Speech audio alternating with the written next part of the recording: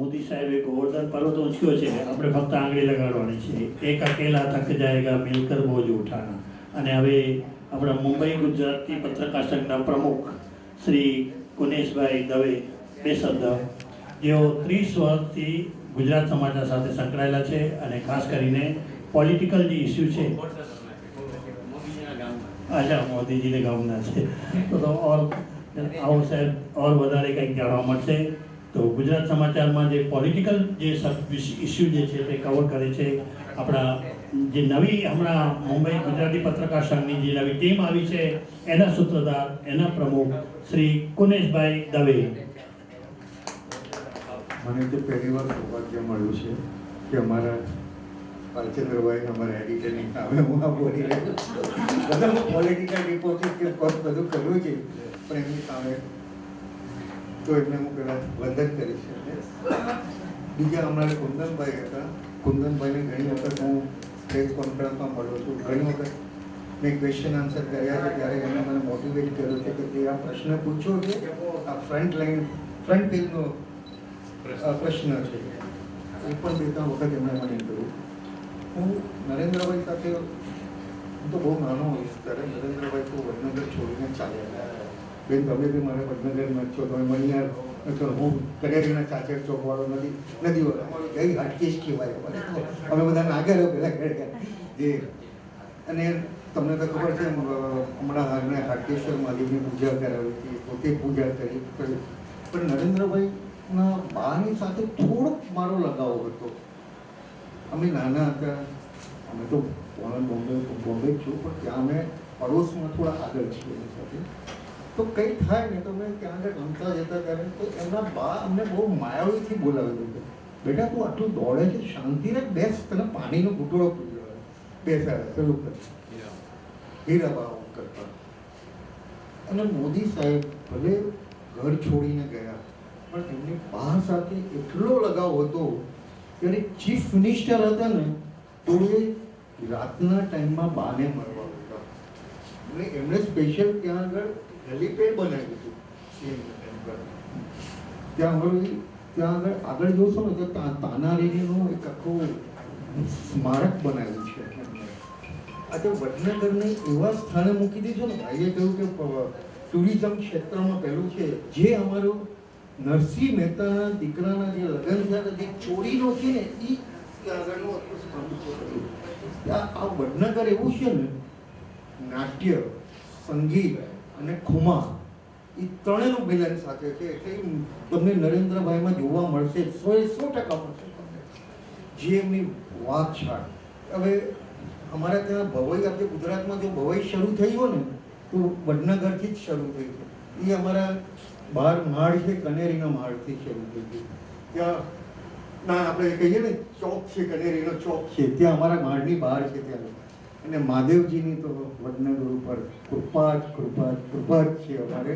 આજે વડનગરમાં કોઈને પણ દર્શન કરવા હો નાગર આવે તો વડનગરમાં દર્શન કરીને જ જાય ત્યાં આગળ. આજે વડનગરનો એટલું બધું એમણે વિકાસ કરાવી દીધો છે. અમારા ત્યાં એન્જિનિયરિંગ કોલેજથી લઈને મેડિકલ કોલેજ સુધી પણ આવી ગઈ છે, કરાવ્યું છે. આજે વડનગરનો એટલો વિકાસ એમણે કર્યો. હવે હું તમને યાદ કરાવું, જ્યારે પોલિટિકલ રિપોર્ટિંગ ને આ બધા અમે કરતા હોઈએ ત્યારે સીએમ બન્યા પછી લગભગ 2004-05માં એમણે પતંગ મહોત્સવ કર્યો હતો અમદાવાદમાં અને રિવરફ્રન્ટ પાસે કર્યો હતો. એ ત્યારે કર્યો હતો, પતંગ મહોત્સવ કર્યો હતો એમણે. પતંગ મહોત્સવમાં અમે થોડા રિપોર્ટર ગયા હતા. આજની તારીખમાં મારા ડીપીમાં એ ફોટો છે, જો કદાચ જો મોદી સાહેબ સાથે જોતો ત્યારે અમે પતંગ મહોત્સવમાં ત્યાં ગયા હતા. એમને વડનગર પ્રત્યે એટલો બધો લગાવ. મને કે મને જોઈને ફેસી ભલે નામ ન ઓળખે પણ પહેલાં 1-2 વખત અમે મળ્યા હતા. એમના મોટાભાઈ સોમાભાઈ, એમના ઘરમાં બહુ ડિસિપ્લિન એવું છે કે મોટાભાઈનો આજ્ઞા રાખવાની. સોમાભાઈ, એમના મોટાભાઈ સોમાભાઈની આજ્ઞા, એ જે કે પ્રમાણે કરવાનું એ રીતેનું હતું. ત્યારે મને કે તમારી વાતમાં વાત નીકળી, પણ એ કપડાં પહેરવાના બહુ શોખીન, એકદમ કલચલી ન હોય, એકદમ ટાઈટ હોય. પછી સાચવીને કેવો લાગુ છે. એટલે આ બધા જ છે આ બધી વાતમાં. ત્યારે એમણે બીજી પણ એક આત્મીયતા કર્યું કે જે અહીંયા ઉલટા ચશ્માનો કાર્યક્રમ ચાલે છે ને, તને ખબર છે કોણ છે? કારણ કે આપણો વડનગરનો આશિષ મોદીનો કાર્યક્રમ છે આ. એટલે એ નામથી અને પેલોથી જાણે. અચ્છા, બીજું તમે એક માર્ક કરજો, દેશમાં હોય કે વિદેશમાં હોય, જ્યારે કોઈ પણ મળે ને, આપણે હાથ નહીં મળે, આમ ખભેથી મળે ને પાછળ પીઠ થપાવશે, ત્યારે આત્મીયતા વધી જાય છે લોકોને. એટલે ત્યારે એમ લાગે કે મારો માણસ છે, મારા કોઈ ગરમી છે, એ હંમેશા તમને પીઠ થબડાવશે તમારી. એ વસ્તુ વિદેશના લોકોને ગમી ગઈ ને આટલે આજે જે વિદેશમાં એ પોતે ડંકો વગાડે, આજે વિદેશવાળા એમને માન સન્માન આપીને એમની રાયને બધું લઈ રહ્યા છે. એટલે આ જે એમની પ્રતિમા છે એ વસ્તુ છે. અને એમણે ગરીબી જોઈ છે, ગરીબી, અને સાથે એ આમાં બી RSSમાં બી જોઈન થયા. એટલે એમણે પ્રવક્તા તરીકે દરેક જગ્યા પર એમણે ગયા છે, ગામડાથી ગામડે. નાના ઘરમાં, જેના ઘરમાં લાઈટ નથી, દીવો નથી, એવા ઘરમાં બેસીને પણ એમણે જમ્યા છે. ત્યારે એમને આજે વડાપ્રધાન બન્યા પછી એમને ખબર પડે કેવી પરિસ્થિતિ હોય છે, એક રૂપિયો પણ કેવી રીતે આવે છે એ એમને ખબર છે.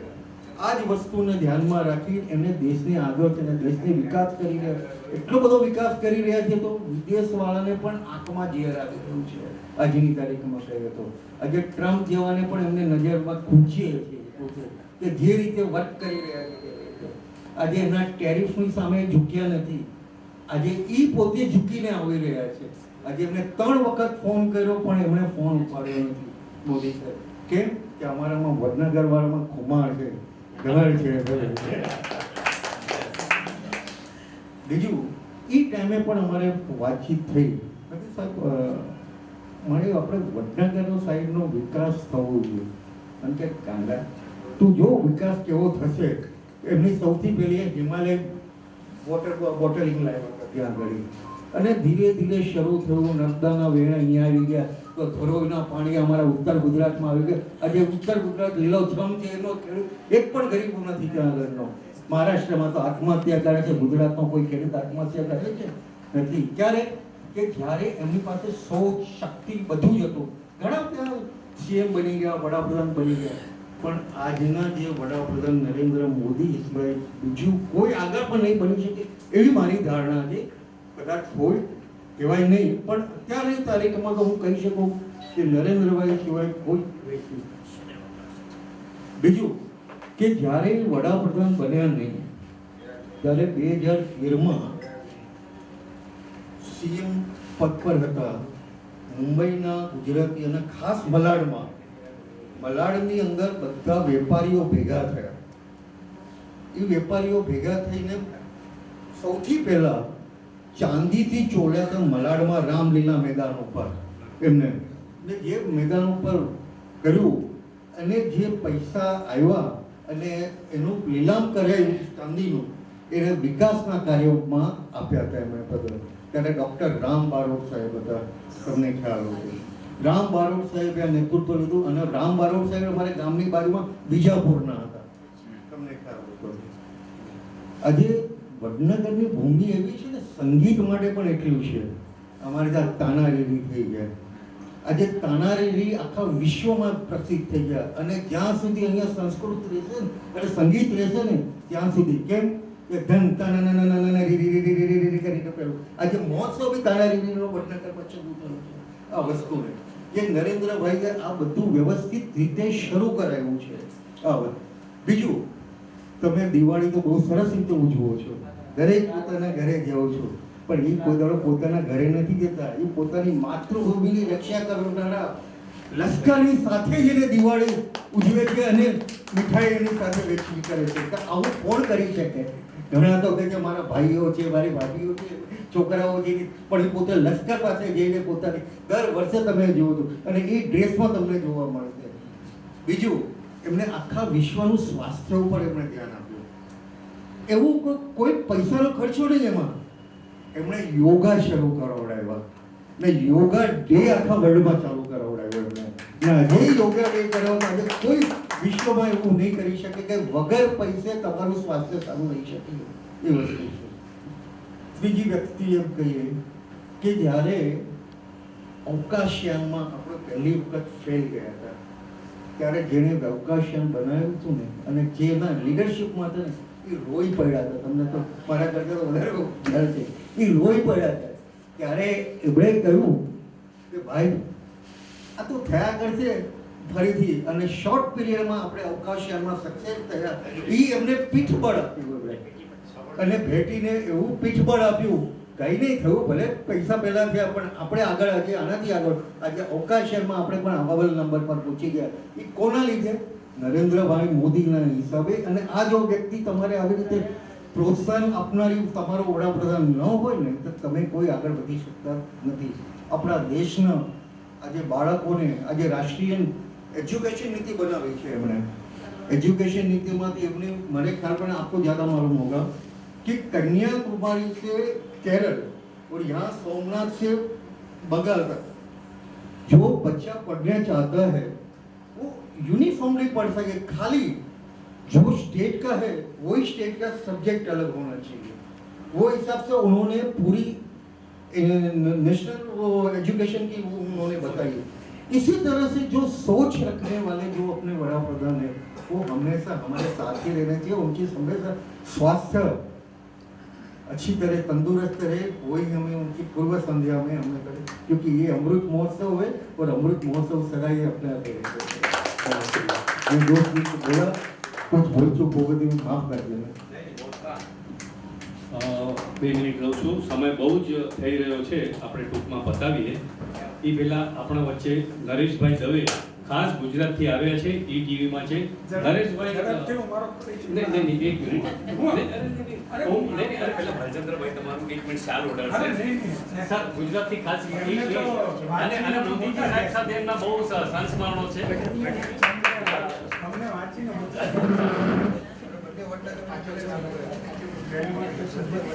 શું કે ખાસ ગુજરાતથી આવ્યા છે એમનું આપણે ચૂકી જઈએ. ઝડપથી પરિચય આપી દઉં કે બહુ જ સમય થયો ભાઈ. મારું નામ નરેશ દવે છે, હું ભાવનગરનો છું. 1985માં પત્રકાર બનવા માટે ભાવનગરથી અમદાવાદ આવ્યો. ભવન્સમાં 7 વિદ્યાર્થીઓ હતા, માત્ર 15ની જગ્યા હતી. એમાં મને સિલેક્શન થઈ ગયું અને હું પત્રકારત્વમાં અને 85થી મેં શરૂ કર્યું. હું એટલા માટે ઝડપથી કહી રહ્યો છું કે પણ હું વાત કરીશ માત્ર પત્રકારત્વની, એટલા માટે કે પત્રકાર તરીકે બહુ લોકોના મગજમાં નરેન્દ્ર મોદી વિશેની વાત છે. બધા ઘણાને પ્રેમ છે, ઘણાને હેટ છે, બધા આપણે જોતા હોઈએ છીએ. તો મારો પહેલો પરિચય, હું તો જે ટ્રેનિંગ તરીકે જોડાયો હતો એ વખતે કાંતિ રામી, દિગંત ઓઝા, ભાઈ ગુણવંતભાઈ ચોસા સાહેબના બધા બરાબર છે. તો તમારા સિનિયર્સ છે કુંદનભાઈ ને બધા. તો 1986માં મને કોર્પોરેશનનું બીટ સોંપેલું. તો કોર્પોરેશનનું ત્યાં ખાનપુર ભાજપ કાર્યાલય પર અમારે જઈએ અને પછી કોર્પોરેશન જવાનું હોય. મારી પાસે તો સ્કૂટર હતું ને, એમ બધા ટ્રેનીઓ બસમાં જવાનું હોય. ત્યારે મોદી અમદાવાદ શહેરના પ્રચારક હતા, ભાજપ નહીં, શહેરના પ્રચારક, પછી એ જિલ્લા પ્રચારક બરાબર ને. અને 86માં જ્યારે પહેલી વખત અમદાવાદ કોર્પોરેશન મળ્યું ત્યારે એ કોર્પોરેશનના પ્રભારી બન્યા. તો 1986માં અમે ભાજપના ભજીયા ખાઈએ, રોજ સાંજે ખવડાવે ને પત્રકારોને નાસ્તો, ભજીયા એટલે કે ભાજપના ભજીયા, એટલે એ ખાનપુરમાં ભજીયા ખાઈ અને પછી કોર્પોરેશન જવાનું હોય તો વ્હીકલ ન હોય તો નરેન્દ્રભાઈ પાસે 150 હતું બજાર. તો અમારી જેવો નીચે ઊભો રહે અને આમ ડાફોળિયા મારતો ફોન લઈ જાય બરાબર. તો કે હું આરએસએસ કાર્યાલય જઉં છું કાંકડિયા, ચલ ઉતારી દઈશ કોઠા ઉપર. કોઠા એટલે મ્યુનિસિપલ કોઠા, એટલે કોઠા ઉપર ઉતારી દઈશ. મ્યુનિસિપલ કોઠા ઉપર એ ઉતારી દે એટલે એવું ત્યારે આપણને ખબર નહોતી કે આ કોણ છે બરાબર. પણ એ વખતે 2-3 વખત આવી રીતે આપણે લિફ્ટ લીધેલી. હું આ લિફ્ટની વાત એટલા માટે કરું છું કે ત્યારે કંઈ નહોતા ત્યારે એને આ લિફ્ટ આપી હતી. અને એ પછી એને 2014માં જ્યારે લોકસભાનું ઇલેક્શન હતું ત્યારે હું ઈટીવીમાં ચેનલ હેડ હતું. મેં લગભગ 15 વર્ષ સુધી ચેનલ હેડ તરીકે ઈટીવી ગુજરાતીમાં કામ કર્યું. તો તો એ વખતે અમે એમની પાસે ઇન્ટરવ્યૂ માંગ્યો હતો 2014, એટલે ઓલરેડી પીએમ બનવા માટેની તૈયારીઓ હતી. ત્યારે મેં એમને કહ્યું કે અમને એક ઇન્ટરવ્યૂ આપો. તો એમણે કીધું બધા નેશનલને ઇન્ટરવ્યૂ આપો છો. મેં કીધું ભાઈ ઈટીવી ગુજરાતીનો તો આપો તમે. એટલે લગભગ આમ જેને કહેવાય ને પગમાં પડવાનું બાકી રાખ્યું હતું. પણ એમણે લાંબા રિલેશનને અંતે એમણે કહ્યું કે હું ઇન્ટરવ્યૂ આપીશ, ભાવનગર આવી જાઉં. એટલે હું અને મારા મિત્ર વિકાસ ઉપાધ્યાય જે અત્યારે TV9 હેડ છે, એ અમે બંને ત્યાં ગયા અને અમે ત્યાં જઈને ઓપીને કહ્યું, ઓપી શર્મા ને દિનેશસિંહ એના જે પીએ છે, તો મારે ઇન્ટરવ્યૂની વાત થઈ છે. તો કે ઇન્ટરવ્યૂ ભાવનગર એરપોર્ટથી શરૂ થશે, સુરત એરપોર્ટ પર ઉતરે એટલે ઇન્ટરવ્યૂ પૂરો. જે સવાલ પૂરો રહે પૂછી લો, આટલો જ સમય છે તમારી પાસે અને ઇન્ટરવ્યૂ કોણ લેશે? એટલે મેં કહ્યું કે ભાઈ મેં તો 2-3 વાર ઇન્ટરવ્યૂ લીધા છે તમારા, એટલે હવે ભાઈ મારો મિત્ર વિકાસ લેશે. કેમ કે કોણ ઇન્ટરવ્યૂ લે ને એ નક્કી થાય. આ પહેલા મુખ્યપ્રધાન અને રાજકારણી એવા હતા કે જે પોતે નક્કી કરે કોણ ઇન્ટરવ્યૂ લેશે. સામાન્ય રીતે ઇન્ટરવ્યૂ કોણ લે એ નક્કી કોણ કરે? એડિટર, સંસ્થાન કરે ને. પણ આ કિસ્સામાં એટલે એકવાર મેં એમને પૂછ્યું, મેં કીધું તમે આવું કેમ કહો છો કે ઇન્ટરવ્યૂ કોણ લે તો એડિટર નક્કી ના કરે? તમે કેવી રીતે નક્કી કરી શકો? એ કે યોગ્ય વ્યક્તિ મારો ઇન્ટરવ્યૂ લે ને, જેની પાસે અભ્યાસ જ ન હોય એ માણસ જો ઇન્ટરવ્યૂ લેવા આવે તો એનો અર્થ જ નથી. એટલે એ વખતે મને ડર લાગ્યો. મેં કીધું હું ના પાડીશ ઇન્ટરવ્યૂ લેવા માટે. ભાઈ ચેનલ એડ ન લેતો હોય તો ચીફ રિપોર્ટર લેતો કેમ ચાલે? પણ એ વખતે સવળું ઉતરી ગયું કે સારું કંઈ વાંધો નહીં, ચલો વિકાસ લઈ લેશું. પછી હું જવા માટે નીકળતો હતો તો પહેલાં એ કીધું કેમ જવાનું? ઇન્ટરવ્યૂ લઈને બેસાડે ને 7 સીટરમાં. મોદીનું નક્કી જ હોય છે, કોઈ ગમે તેને બેસાડી દેવું છે નહીં, અમને વધારે ખબર હોય, બરાબર ને? તો મને કે ના બેસવાનું છે, તો બેસી ગયું. ઇન્ટરવ્યૂ વિકાસે જ લીધો. અમે ઇન્ટરવ્યૂ સુરત જેવું આ એરપોર્ટ ઉતરાયું, સવાલ પૂરાઓ જે પૂછો એ પૂછી ગયા. ઇન્ટરવ્યૂ થઈ ગયો, મળી ગયું. એના હવે હું આ તમને એટલા માટે કહી રહ્યો છું કે પત્રકારોને ખબર હોતી નથી. મને યાદ છે લિફ્ટ મને આપી ત્યારની. આ વખતે અમે એવું કીધું કે હવે શું કરશો? તો અમારી ઓફિસની ઇનોવા પડી છે ભાવનગર, તમે સુરત લઈ આવ્યા, તો અમે જશું શેમાં? મેં તો કંઈ વાંધો નહીં, સુરત ઓફિસ અમારી ઈટીવી છે, તો નીકળી જશું. એ કે નહીં, હું 2 સભા કરીને આવું છું, નવસારી ને સુરત. તમે એરપોર્ટ ઉપર રહો, હું તમને અમદાવાદ લઈ જઈશ. આ સત્ય ઘટના છે. મારી પાસે આ વિડીયો પણ છે, મારા મોબાઈલમાં છે, સોશિયલ મીડિયા પર નથી મોકલ્યો. મેં કીધું તમને, મેં કીધું પર્સનલ વાત છે. ઇન્ટરવ્યૂ તો ઓનર કરી દીધો. અમે ત્યાં રહ્યા, નરોત્તમભાઈ પટેલ એ વખતે એમને મળવા માટે આવવાના હતા. CR પાટીલની ચૂંટણી સભા કરી એમણે, અને અમને એવું કીધું કે હું તમને જો ત્યાં લઈ જાઉં તો અહીંયા પહોંચી નહીં વળો, કે હું તો ગાડીઓમાં ફટાફટ નીકળી જઈશ, તમારી ગાડી પાછળ રહેશે. એટલે જગદીશ ઠક્કર જે એમના એ હતા પ્રચારવાળા, અને જગદીશભાઈ કે ભાઈ આ નરેશને વિકાસને બધાને ત્યાં જે કંઈ હોય સુરતમાં રાખો, પછી અમારી જોડે જશે. અમને સુરતથી એમને લીધા અને કહ્યું કે તમે હવે કેમેરો બંધ, નો ઇન્ટરવ્યુ. હવે મારે તમને પૂછવાનું છે. મારે એને નીચે જાણવું હોય ને શું સ્થિતિ છે, કેટલા જિલ્લા ફરી આવ્યો છો, કેટલી કોન્સ્ટિટ્યુએન્સીની પ્રોફાઇલ બનાવી છે, ક્યાં ક્યાં ચિત્ર સારું છે, રિયલ ચિત્ર મળે ને કોમન મેન તરત. તો અમે કહ્યું કે સુરેન્દ્રનગર અમે જઈ આવ્યા છીએ, પોરબંદર તો તમારી જોડે આવવાનું હતું એટલે અમે ફર્યા. કે સારું, બધી વાતચીત થઈ. એટલી વારમાં અમારી જોડે જે કેમેરામેન હતો ને મને કાનમાં કંઈક કહ્યા. મેં કીધું શું છે ભાઈ? એ મને કે અમે તમારું આપણે 7 સીટરમાં બેઠા છીએ, મારું શૂટિંગ તમારું શૂટિંગ ઉતારું છું, પણ હું નરેન્દ્રભાઈ જોડે છું, એનો તો કોઈ પુરાવો આવશે જ નહીં. અને એ જે કેમેરામેન મિસ્ટર ગિરીશ સોલંકી હતો, એને ક્રેડિટ એટલે આપું છું કે જ્યારે અક્ષરધામનો એટેક થયો ત્યારે એ મારી જોડે સૌથી પહેલા અક્ષરધામમાં ઘૂસનારો હતો. એ સમયે ETV was the first channel જેની પાસે યુનિટ હતું, અને હું એને બહુ દુર્ભાગ્ય સમજુ છું, અનફોર્ચ્યુનેટ ઓપોર્ચ્યુનિટી સમજુ છું કે મને કવર કરવાની તક મળી. અમને કોઈએ કહ્યું અને અમે ગાડી પાછી વાળીને અમે અંદર ઘૂસી ગયા. અત્યારે મન કે તું ના ઘૂસવું, એવું ડરામણું ચિત્ર. એ પણ અમારી પાસે વિડીયો છે, અને બીબીસીએ પણ ઈટીવીના બધાએ અમારા જ વિડીયો વાપર્યા હતા એ અક્ષરધામ એટલે વખતે. તો મને ગિરીશભાઈ કે શું છે, એ મેં નરેન્દ્રભાઈને કીધું. મેં એવું કહે છે કે મારો કોણ ઉતારે. ત્યારે દિનેશસિંહ, એમના બે પીએ હતા, ઓપી સિંહ અને દિનેશસિંહ. દિનેશસિંહને કેમેરો લઈ લે ભાઈ, ચાલુ કર. એના પીએ શૂટિંગ ઉતાર્યું, કેમેરામેન અમે બધા હોય 7 સીટરમાં. અને હું એટલે કહી શકું છું કે આ વિડીયો હું તમને બતાવી શકું, ને તો કોઈ સાચું માને નહીં. અને એના પછીનું તો સરપ્રાઈઝ મોટી એ હતી કે થોડીક વારથી તો જમવાની પ્લેટ આવી. કીધું નરેન્દ્રભાઈ અમે જમાય, ફોળીઓ ઉતરે. મને કે ભાઈ ભૂદેવ, પેલો વિકાસભાઈ ઉપાધ્યાય ને હું એ કે મેં કીધું આ ભોજન ક્યાંથી, સુરતથી હમણાં મગાવી લીધું હશે તમારે. તો મારે નહીં કે આ બધા કે બ્રાહ્મણો ભૂખ્યા રખાય નહીં કે એટલે એકદમ એનો એટલે લોકો એમ કે ને પત્રકાર સાથેનો વ્યવહાર, આ અમારી સાથે બનેલી ઘટના. લોકો એક જ વાત કરે, પત્રકારને ખખડાવી નાખ્યો, જવાબ ન આપ્યો. આપણે આવા કિસ્સા જ સાંભળ્યા છે, એટલે મેં આ કિસ્સો કીધો તમને કે આવો પણ કિસ્સો છે. અને અમે સુરત સુધી ત્યાં સુધી ગયા, ત્યાં સુધી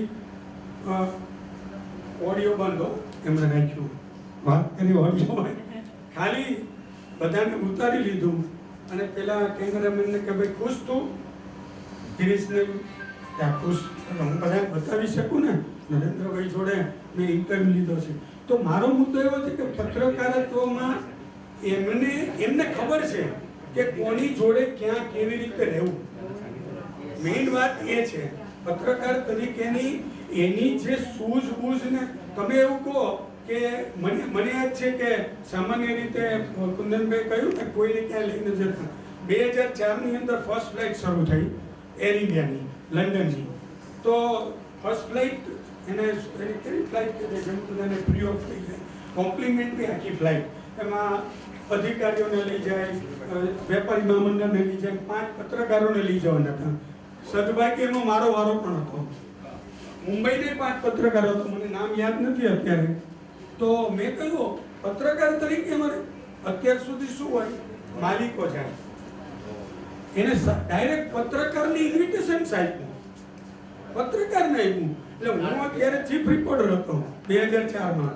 તો મેં કીધું ભાઈ મારે તો રામોજીરાવને પૂછવું પડે, રામોજીરાવ ઈટીવી ના હેડ છે, એને મારે પૂછવું પડે. એ વગર હું તમે મને ઇન્વિટેશન આપોને હું ન આવી શકું. મને કે આ ઇન્વિટેશન વ્યક્તિગત છે, બરાબર છે, અને છતાં તને ના પાડે તો કે હું ફોન પર વાત કરી. તો આ જે આત્મીયતાની વાત જે છે, હા. અને ન્યૂઝમાં પણ એવી છે, ચિમનભાઈ શુક્લને ગુરુ માનતા, પણ રાધનપુરની ચૂંટણીમાં ચિમનભાઈ શુક્લ છે ને એ સામે હતા. એટલે મેં એમનો ઇન્ટરવ્યુ લીધો ચિમનભાઈનો, અને પછી મેં નરેન્દ્રભાઈને કીધું મારે તમારો ઇન્ટરવ્યુ જોઈએ છે. તો કે ગુરુ ચેલાન સામે સામે રાખવાના છે. જો હા, તો કે રાત્રે 12:30 વાગે હું ભાજપ કાર્યાલય આવીશ રાધનપુરથી, ત્યારે ઇન્ટરવ્યુ આપીશ. અને એને રાત્રે 1:30 વાગે ઇન્ટરવ્યુ આપ્યો, કહ્યું એટલે. અને છપાયો સામ સામે. ચિમનભાઈ શુક્લ, શંકરસિંહ વાઘેલાના અમને બધાને તો ખબર છે. એટલે અમે તો મેં 2000 ને એટલે 86થી શરૂ કરી અને 2014 સુધીમાં 25 વાર મળ્યા છું. 7 ઇન્ટરવ્યુ મેં કર્યા છે. એમના બી મળવાનું થયું હોય, વ્યક્તિગત ઓળખે જ કે એકદમ અમે કન્ટિન્યુઅસ સાથે જ. પણ એ હવે 3 જ વાક્ય કહીશું, વધારે નહીં સમજો. આપણે કહ્યું કે એમનામાંથી શીખ શું લેવાની છે. પહેલી વાત એ છે, એક વાર પકડે ને છોડે નહીં. મને યાદ છે હું કોર્પોરેશનનું રિપોર્ટિંગ કરતા હતા, પહેલી વખત એમણે પ્રહલાદભાઈ પટેલ હતા ખજાનચી, અત્યારે પ્રહલાદ ગાર્ડન છે બરાબર.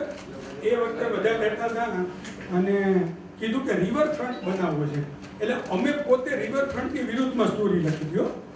મને યાદ છે અમે કીધું રિવરફ્રન્ટ બને જ નહીં સાહેબ. આજે રિવરફ્રન્ટ ઊભો છે અને એનું લોજિક શું હતું કે હું જેટલી વાર ત્યાંથી બધાને ખસેડું ને એના 6 મહિના પછી ફરી પાછળ ત્યાં આવી જાય. હું રોડ બનાવી દઉં ને પણ ઝૂંપડું બને જ નહીં. તમે જુઓ બે બાજુ રોડ છે એનું. તો એની પાસે વિઝન હતું કે મારે શું કરવું. આ પહેલી વાત. ડે 1 થી નો વાંચો ગુજરાતની વાત કરો, કચ્છની વાત કરી એમાં તો એની પાસે વિઝન હતું. અને બીજું પકડે તો છોડે નહીં અને છોડી દે તો પછી એને કોઈ પકડે નહીં. પેલો ઉપર જતો રહે કબરમાં જતો રહે એ વ્યક્તિ અને કોઈ નહીં. એટલા માટે એક ક્લિયર છે.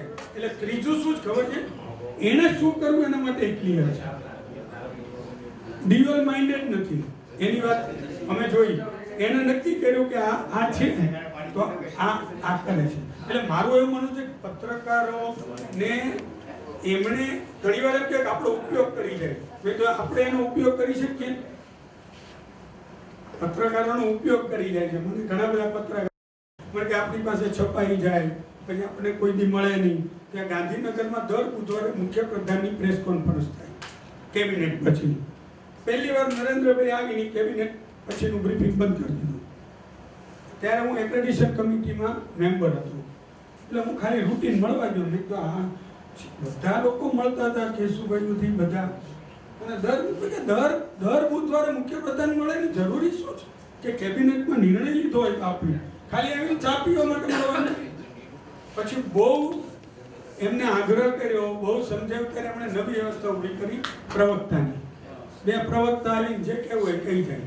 પણ સીએમ તમને દર બુધવારે આવીને મળે.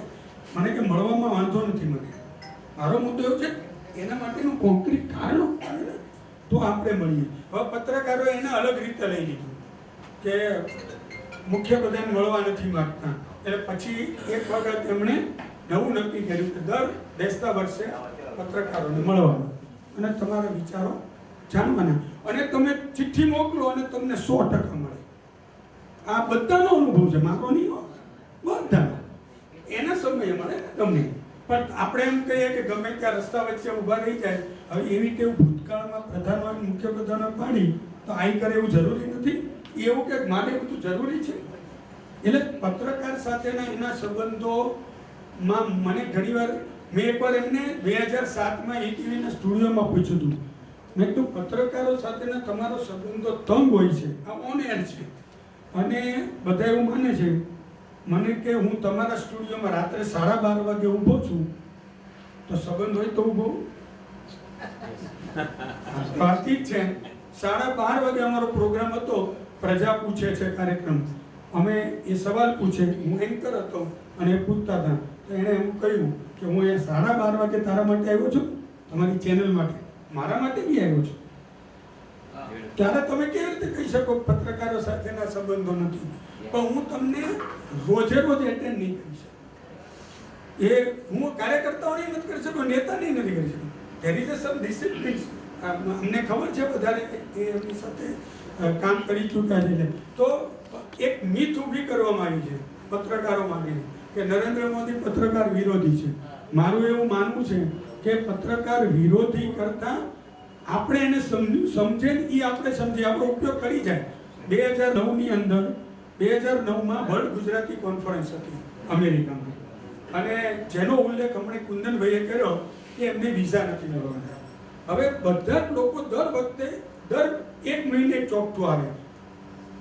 અમેરિકાએ મોદીના વિઝા પગાવ્યા.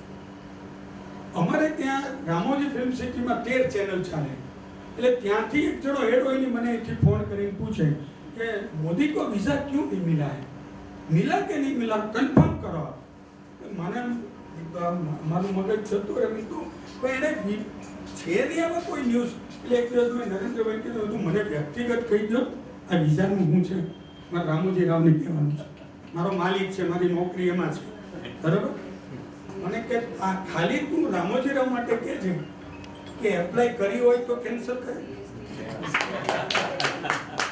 આ ખાલી તારા શેઠિયા માટે જો, આવું શેઠિયા શબ્દ વાપરો છે. તારા શેઠિયા માટે છે તું ખાલી એને કહે છે કે એપ્લાય કરો, એટલે જે કુંદનભાઈ કીધું ને કે એપ્લાય જ નથી કર્યું તો રિજેક્ટ નહીં કહેવા છે, પણ એક પ્રોપેગન્ડા ચલાવવામાં આવતો હતો. એના પછી મને હેડ ઓફિસમાંથી પૂછવાનું બંધ થઈ ગયું કે ભાઈ વિઝા છે કે નહીં. એટલે 2008માં અમે 2008માં સોરી હું આ એટલા માટે કહું છું કે એમણે વિડીયો સંબોધન કર્યું અમેરિકામાં વર્લ્ડ ગુજરાતી કોન્ફરન્સમાં. એમાં ભાઈ આપણા કુંદનભાઈ પણ હતા, ચિત્રલેખાના ભરત ખેલાણી પણ હતા, અને અમે એવું નક્કી કર્યું કે એને આપણે લાઈવ કરવું. હવે હું મારો સ્વાર્થ જોતો હતો એટલે મેં નરેન્દ્રભાઈને કહ્યું કે સાહેબ અમને એક્સક્લુઝિવ મળે. હું તો એક્સક્લુઝિવ વાળો ને, મેં તો એક્સક્લુઝિવ મળે ઈ ટીવીને. તો મને કે બીજી ચેનલને નહીં આપવાનું, મેં તો પછી આપવાનું, રિપોર્ટ લાય કેસેટ આપવાની. પણ પહેલું અમારે ત્યાં તો વટ પડી જાય. મેં તો જો આવું થાય ને તો મારા શેઠ મને છે ને અમેરિકા મોકલે. મને કે તે અમેરિકા હોય તો આપણે ડેલિગેશન હોય છે, તો એવું નહીં, પત્રકાર તરીકે આવવાનું છે. તો કીધું અમે છે ને વર્લ્ડ ગુજરાતી કોન્ફરન્સમાં મીડિયા પાર્ટનર તરીકે જોડાઈ ગયા, પણ અમને આ લાઈવ મળે. આ તો બહુ મોટો ઇસ્યુ થઈ જાય ને. એટલે એમણે જવાબ શું આપ્યો ખબર છે? સારું જોઈશું. હવે સારું જોઈશું છે ને એવો જવાબ છે, હા કે ના ખબર જ ના. એટલે વધારે ગૂંચવાણું શેઠિયાને કહેવું છું. એટલે મેં કીધું ભાઈ સામુજી રાવનું કીધું ભાઈ સારું જોઈશું કીધું છે. મને કે કંઈ વાંધો નહીં, આપણે એને પોઝિટિવ લઈએ, જોઈશું તો કરવા દેશે, નહીં કરવા દે તો આપ કામ કરો ને રામોજી ફિલ્મ સિટીનું પબ્લિસિટી કરી નાખશું એકાદ બે ત્યાં પેલા લઈને. મેં કીધું કંઈ વાંધો નહીં. એટલે મેં અમને આવીને કહ્યું, મેં કીધું ઓકે વર્લ્ડ ગુજરાતી કોન્ફરન્સમાં મીડિયા પાર્ટનર તરીકે વીકલી ગુજરાતી છે અને હું કવરેજ કરવા માટે અમારી ટીમ જશે. એટલે એમાં હું અને અમારી એક ટીમ હતી. કઈ સાહેબ આશ્ચર્ય થયું મને એ વખતે નવી ચેનલ, હું ચેનલનું નામ લઈ લઉં, ભલે અત્યારે નથી પણ હું ચેનલનું નામ એટલા માટે લઈ લઉં કે બીજી એક ચેનલ ત્યારે 6 મહિના પહેલા જ લોન્ચ થઈ હતી. બરોબર, એ પ્રેશર તો કરે જ ને, ચેનલ તો બધા પ્રેશર કરે કે ભાઈ અમને મળવું જોઈએ. મજાની વાત એ હતી કે એમણે અમારું લાઈવ થયું, બાકીના બધાને કેસેટ આપી. તો આ સંબંધ સાચવો કહેવાય મારા. તો તમે જો પત્રકારને આપણે તો વટ પડી ગયો એ ટીવીમાં, દરેક પત્રકારને એવું થાય ને, અને બધાને એને આપી. અને એ વખતે કોઈ મોદીને પૂછે એમ નહોતું મને કેમ ન આપી. એને પૂછી શકે એ સ્થિતિ હોય જ નહીં, બરાબર. તો એને આપણને સાચવી લીધા અને આપણને કીધું કે ભાઈ એને એક શરત મૂકી હતી, પણ કે બાકીના બધાને જવું જોઈએ તો 30 લેંગ્વેજમાં જશે, નીચે ટ્રાન્સક્રિપ્ટ મૂકશું, પાછળ વોઇસ ઓવર કરશું, તમે કહો તો 3 ટીઝર ને 3 પ્રોમો ચલાવશું, જે ચલાવું પણ મને એક્સક્લુઝિવ મળવું જોઈએ. તો એવે વખતે પત્રકારને સપોર્ટ પણ કરે છે ને તમે. હવે આ લોકો દૂરથી જ જોવે છે ને, એટલે એને કોઈને ખબર નથી. એટલે મારું એવું માનવું છે કે એમની પાસે માનવીય અભિગમ છે. એક કેમેરામેનની વાતને એમણે સમજી અને વિડીયો લેવા દીધા. પત્રકાર તરીકે મને એણે કહ્યું કાયમ તું મારું કવરેજ કરે છે તો તને તક મળવી જોઈએ, એવું મને સપોર્ટ કર્યા. એના પછી તો એવી કેટલી બધી ઘટનાઓ છે તમને કહું કે એમાં મારું મોટી વાત નથી, મારો તો બેનર હતો એટલે મને બોલાવે, પણ વ્યક્તિગત રીતે પણ તમને યાદ કરે, બેનર વગર પણ યાદ કરે. તો આ વ્યક્તિમાં જે શાણપણ છે કે સ્વયંસેવકથી પ્રધાન સેવક સુધી પહોંચે, નીચેથી ઉપર. વિરમગામના ગામમાં એને સ્કૂટર લઈને ફરતા લોકોએ જોયા છે, ત્યાંથી ઉપર ગયા છે. અને બીજું કે એને એનામાં પોતાનો વિશ્વાસ મોટો છે કે હું મારું સન્માન નહીં કરું તો બીજા કોણ કરશે. એટલે મેં નક્કી કર્યું ને કે સામે 10 વાર કે ને તો એ માને નહીં. આવા પણ કિસ્સાઓ છે, નુકસાન બી જાય. એનો એક છેલ્લો કિસ્સો કહી દઉં. દિલ્હીની ચૂંટણી આ બાજુ વિરુદ્ધમાં જાય, પણ છતાં હું કહું છું એટલા માટે કે એમનો સ્વભાવ શું છે બતાવે. દિલ્હીની ચૂંટણીમાં મુખ્યપ્રધાન તરીકે કિરણ બેદીનું નામ ડિક્લેર કરવામાં આવ્યું અને જે ધબડકો થયો, જે હજી છેલ્લા કેટલાય વર્ષો સુધી આ ભોગવ્યો મુંબઈમાં, માંડ એમાંથી બહાર નીકળ્યા, પણ ક્યારેય તમે પ્રધાનમંત્રીને એવું કહેતા સાંભળે કે આ મારી ભૂલ હતી? નહીં. હું મારા નિર્ણયનું સન્માન કરીશ, ખોટું હોય કે સાચું. હા, એટલે એ મતમતાંતર છે. અને બીજી વાત એ છે એમની કે નોટબંધી, જીએસટી, ઘણી વાર એક જણા પૂછે એમનો જો પોતાનો સ્વભાવ છે, પ્રધાનમંત્રીનો છે, અને આટલું બધું એને મહેનત કરીને મેળવ્યું છે. કોઈ એને સવાલ પૂછેલો, મને યાદ છે અમારો એક દિલ્હીના મિત્ર, કે તમે નોટબંધી બરોબર કરી પણ જીએસટી વાળું જરાક નહીં. એ કે કાં બેયને સ્વીકારવાનું, કાં બેયનો વિરોધ કરવાનો, કાં સાથે ને કાં સામે, વચ્ચે કોઈ નહીં. એનો સ્વભાવ છે. પણ એ સ્વભાવને કારણે આજે ઇતિહાસ છે. કોમ્પ્રોમાઇઝિંગ સ્વભાવવાળા કશું કરી શકે નહીં, એ એમને સાબિત કરી આપ્યું છે. એટલે never compromise with your values. જેને તમે માનો છો કે વેલ્યુ સાથે કોઈ દિવસ કોમ્પ્રોમાઇઝ કરવું નહીં, એ મોદી મંત્ર છે એવું મારું માનવું છે. Thank you very much. ઝડપી બોલવાની કોશિશ કરી પણ આઈ એમ વેરી સોરી. બસ હવે આપણે કેક કટિંગ તરફ જઈ રહ્યા છીએ.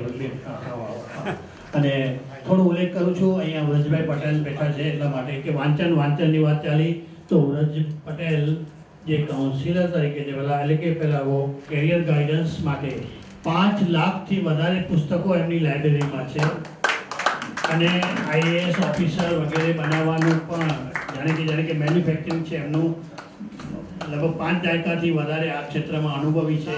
અને હવે અહીં મુલુંડમાં અમારા જે આપણા એક્સ એમપી મનોજભાઈ કોટકના માર્ગદર્શનમાં લાઇબ્રેરીનું ઉદ્ઘાટન થઈ રહ્યું છે સપ્ટેમ્બરના એન્ડમાં, જેમાં આપણા પિલાઈ સાહેબ પણ સાથે છે.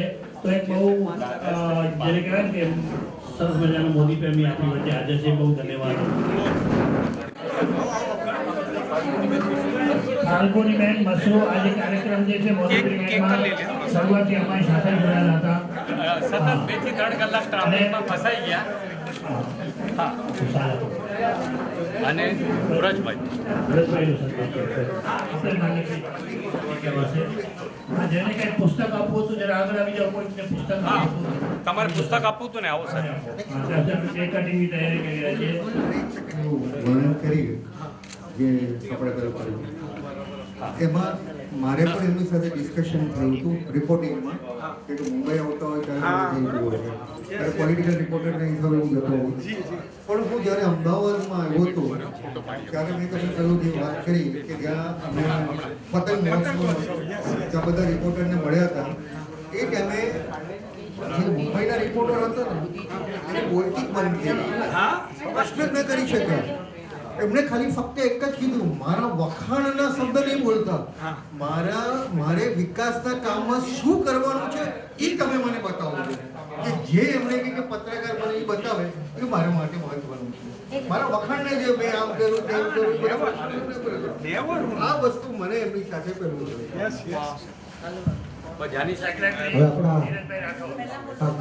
હમણાં આપણે ગુજરાતી પત્રકાર ચૂંટણી થઈ હતી, એમાં સેક્રેટરી તરીકે હું થઈને આવ્યો અને કુરેશભાઈ પ્રમુખ બન્યા છે. હવે પ્રમુખ સાહેબ અને અમારા જાની સાહેબને બધા આવ્યા હોય એટલે અમારે બોલવા જેવું કંઈ રાખતા જ નથી વધારે. પણ મને એક વસ્તુ શીખવા મળી મોદી સાહેબ પાસે કે લીડરશિપ ક્વોલિટી શું હોવી જોઈએ. બે જ વસ્તુ એ છે અને મારા જેવા યંગસ્ટર માટે બહુ જ શીખવાનું છે કે તમારો નિર્ણય લેવાની શક્તિ, તમારું સંકલ્પ શક્તિ બહુ મજબૂત હોવી જરૂરી છે કોઈ પણ જગ્યાએ તમને પહોંચવું હોય. તો આજે આપણે જે કંઈ પણ જોઈ રહ્યા છીએ તે મોદી સાહેબને તેમાં એમનો કેટલો ભોગ આપ્યો છે આપણે કોઈ એની કલ્પના નથી કરી શકતા. તો આપણે હોપ રાખીએ કે જે એમણે ધર્મ માટે પણ આજે કેટલો પ્રચાર કરી રહ્યા છે અને મનુષ્ય આપણે આજે ધર્મથી જોડાયેલા છે એ માટે પણ આપણે હિન્દુ ધર્મ માટે પણ એમનો જે પ્રચાર છે એને પણ આપણે કાબિલિયત માન્ય રાખવી જ પડશે. આ સાથે અહીંયા બધા ઉપસ્થિત થઈ ગયા છે કેક કટિંગ માટે. એક મિનિટ કોઈ જરા દોરાવશે બાર દિની એ આય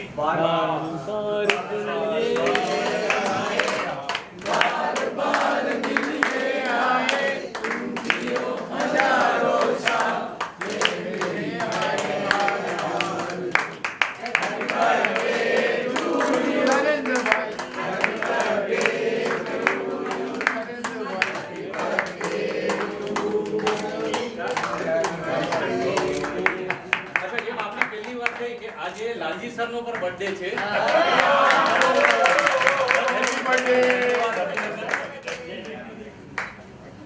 મારા સનનો જન્મ થયો ને મારા સનનો બર્થડે 17 સપ્ટેમ્બર તો એના મેસેજ જ્યારે એમને મોકલ્યું ને 2001 માં છે એ વખતે સીએમ થયા હતા એટલે એનો મેસેજ જ્યારે મોકલ્યો ને ત્યારે એમણે રિપ્લાય આવ્યો કે મારો પણ એ દિવસે બર્થડે છે તમારો આજે એમના સન એટલે એ મારો મેસેજ આવ્યો ને કે મારો પણ બર્થડે એ દિવસે છે.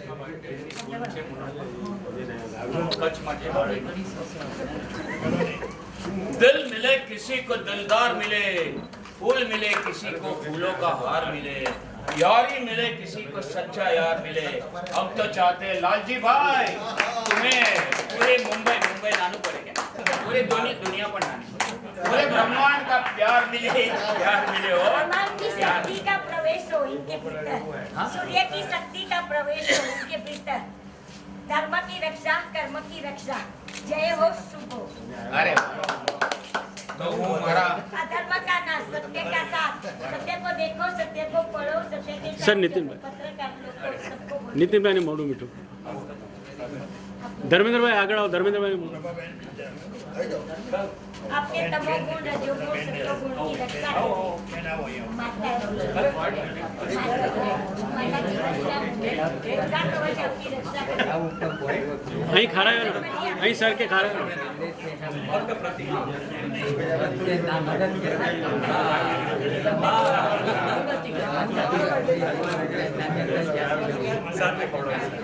हमारा नंबर आपकी સર વડેરી પગે લગતા ભાઈ.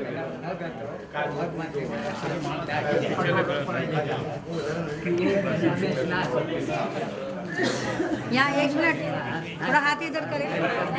બીજી ખાસ એ વાત છે કે સરનો આજે 73 વર્ષે પણ સર આટલા પ્રવૃત્તિશીલ છે. અમને ઘણી વાર એવું થાય કે સર પાસે આટલી ઉર્જા ક્યાંથી આવે છે, કારણ કે એની ઘણી બધી સંસ્થાઓ સાથે સર જોડાયેલા છે.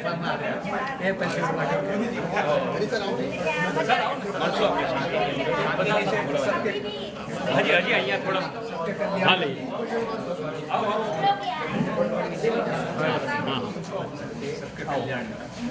સર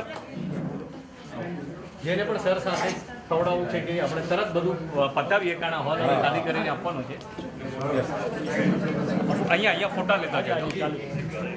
આવી જાઓ. મોઢું મીઠું કરો.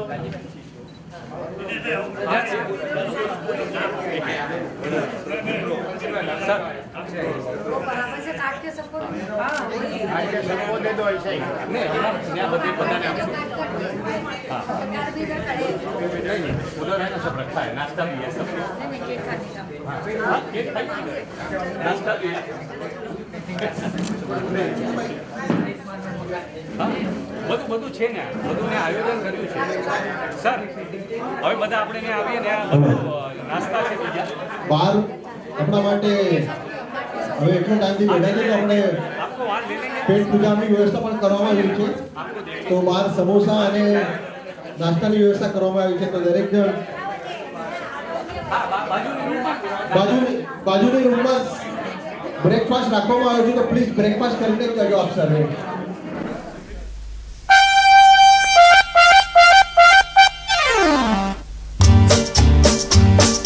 हम भी अगर बच्चे होते, हम भी अगर बच्चे होते, नाम हमारा होता गबलू. बबलू खाने को मिलते लड्डू और दुनिया कहती happy birthday to you. Happy birthday to you. हम भी अगर बच्चे होते, हम भी अगर बच्चे होते, नाम हमारा होता गबलू. बबलू खाने को मिलते लड्डू और दुनिया कहती happy birthday to you. Happy birthday to you. कोई लाता गुड़िया मोटर रेल तो कोई लाता फिरकी लट्टू, कोई चाबी का टट्टू और दुनिया कहती हैप्पी बर्थडे टू यू.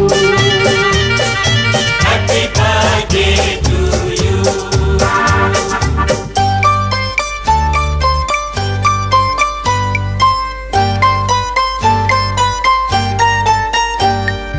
कितनी प्यारी होती है ये भोली सी उम्र. ना ना नौकरी की चिंता ना रोटी की फिकर, नन्हे मुन्ने होते हमको देते सौ हुक्म, पीछे फिरते डैडी मम्मी बनके नौकर। चॉकलेट बिस्किट टॉफी खाते और पीते दुद्धू, और दुनिया कहती happy birthday to you, happy birthday to you. हम भी अगर बच्चे होते, हम भी अगर बच्चे होते, नाम हमारा होता गबलू बबलू, खाने को मिलते लड्डू, और दुनिया कहती happy birthday to you, happy birthday to you.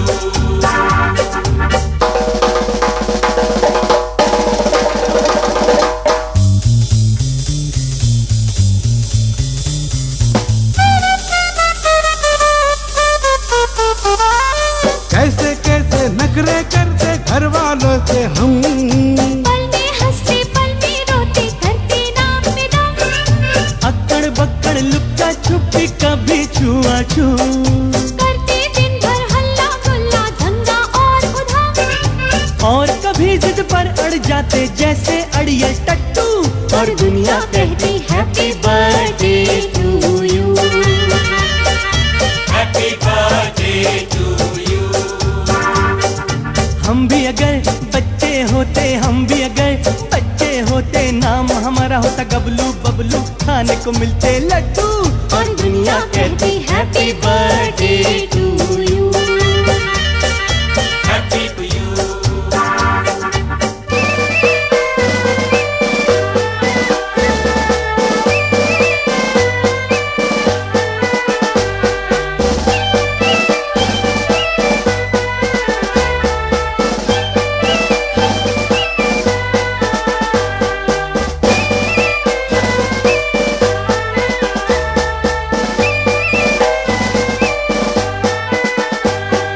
अब तो है ये हाल के जब से बीता बचपन, माँ से झगड़ा बाप से टक्कर बीवी से अनबन, कोलू के हम बैल बने हैं धोबी के गड्ढे, दुनिया भर के डंडे सर पे खाए दनादन, बचपन अपना होता तो न करते ढेचू ढेचू, और दुनिया कहती happy birthday to you, happy birthday to you.